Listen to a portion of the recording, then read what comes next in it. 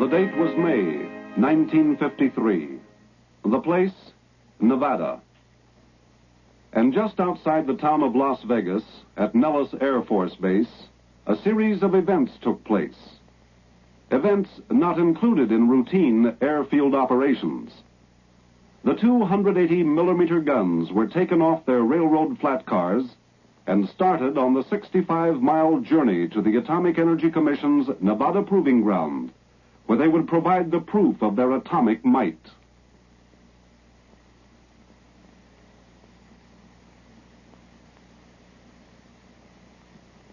On their way through Las Vegas, the big guns experienced no trouble whatsoever in negotiating the city streets.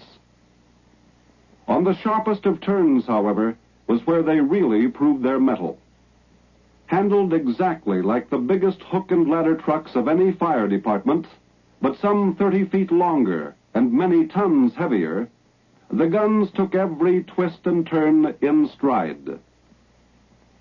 They are big, but flexible. Once out of Las Vegas, they settled down to the long grind north to the Proving Ground. During field operations involving the 280-millimeter gun, they travel in batteries, such as these. A battery consists of 2 guns. 3 batteries make up a battalion. The battalions provide support for field army or separate corps action. There are, with each battery, 9 support vehicles, acting as transports for gun personnel, supplies, and ammunition. In convoy on hard-topped highways, the guns can travel at 30 miles per hour, and in spite of their road weight of 76 tons, can use the standard Army bridges wherever necessary. 70 miles north of Las Vegas was the turnoff to the firing site. In 1944, when the original design specifications were drawn up, the gun was to have been a 240-millimeter weapon. However, these specifications were soon changed by the rapidly advancing artillery capabilities and the foreshadowing of the atomic age. Instead, were substituted the designs for a 280-millimeter weapon, with not only HE, but atomic firepower. In 1951, the gun was tested as a normal artillery piece at Aberdeen. Needless to say, these tests were successful. All that remained was to check out its other capability, the atomic shell. Even on secondary roads or rough terrain, the guns retain relatively high mobility in spite of the fact that their speeds are lowered to approximately 10 miles per hour. The main reason for this mobility are the prime movers connected to the front and the rear of each weapon. Each prime mover is capable of 365 horsepower. Just one of these cabs has 50% more payload than the largest Western highway truck. For a heavyweight fighter, the big guns are light on their toes. Once at the firing site, the line of fire was given, and the guns were directed to their respective emplacements.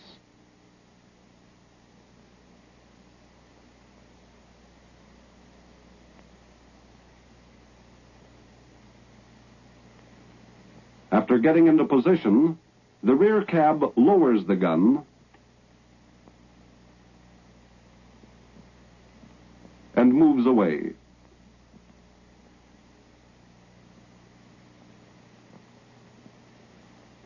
Then the front cab winches the tube into battery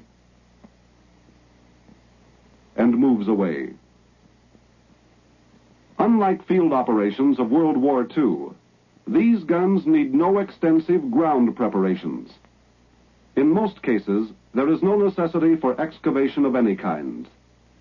The entire 47-ton weight of the gun itself is balanced by a turntable and 3 jacks to hairbreadth specifications. The total time to prepare for firing, just 20 minutes. After being emplaced in their firing positions, and prior to the firing of the Mark IX atomic shell, a series of HE rounds were fired. These rounds served the purpose of a final check on the many ballistics variables which could affect the accuracy in a given situation. Unlike the standard artillery weapons, which are single recoil mechanisms, the 280 millimeter gun has the advantage of a double recoil action. When fired, the tube recoils into the upper carriage, and then the upper carriage recoils. Such a system is the main reason for the lack of ground preparation needed before firing. A folding trough is used to load the projectile and the propellant.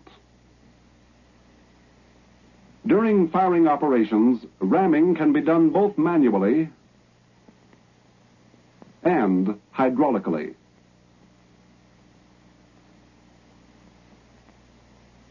The gun is capable of a 360-degree traverse and can go to a maximum elevation of 55 degrees.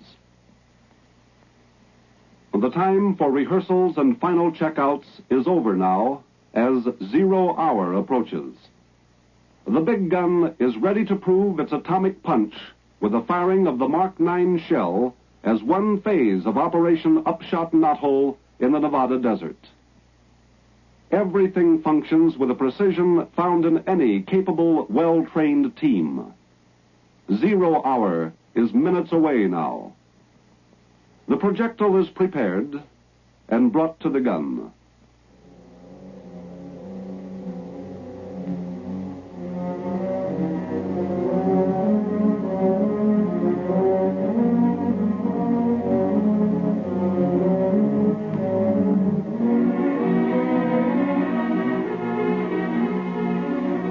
The final correct setting for time of burst is made.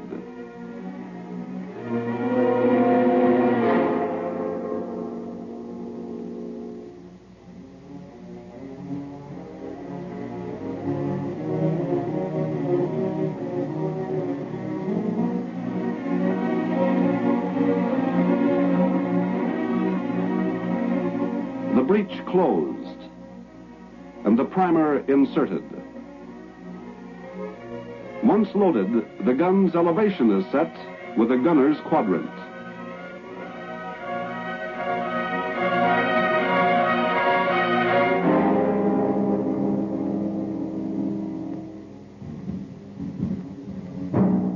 Sighting is done with a panoramic telescope.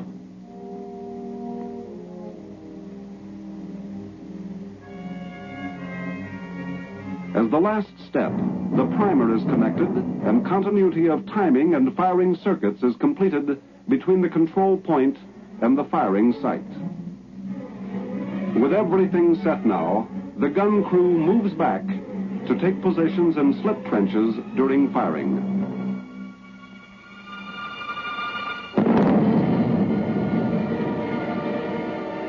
The time is 0830.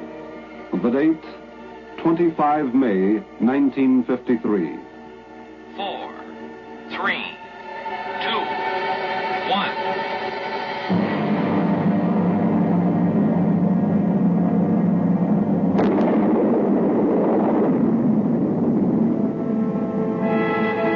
With a degree of accuracy 4 times greater than any gun developed before World War II, the 280 millimeter gun has proven its worth. Capable of delivering the atomic shell some 13 miles under any weather condition, day or night, the big gun provides more accurate and damaging support to ground troops than any other gun in the recorded history of warfare. Exceedingly powerful, but flexible, and with a high degree of mobility, the 280 millimeter gun is one of the Army Field Force's newest tactical weapons.